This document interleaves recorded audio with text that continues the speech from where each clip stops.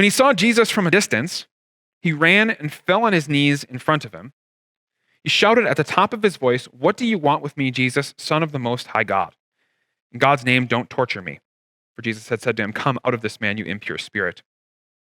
Now I want to stop here for a second and again focus on the demons and look how they react to Jesus. They immediately fall on the ground and confess who he is.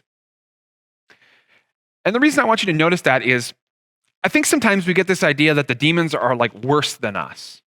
Like we're bad, we're sinful, we admit that, we confess that. But like the demons, they're real bad. They're like super evil, all the way evil. I want to challenge you on that thought because of what the demon does here when he sees Jesus. See, the demon immediately falls down before Jesus and confesses who he is, confesses that he is God. But now compare that to the average human being. When they're confronted with God in his word, how do they react? Do they immediately fall at his feet? Do they immediately confess his name? Or can they sometimes not be bothered to pay attention? Or sometimes not be bothered to get out of bed in the morning? Or sometimes not be bothered to actually take time to open their Bible in the first place? See, the difference between the demons and humans is that both are evil, but one of them is willing to admit that it's evil. The demons are willing, when they see a perfect, holy God, to say, we are not, we better get down on our face and beg for mercy.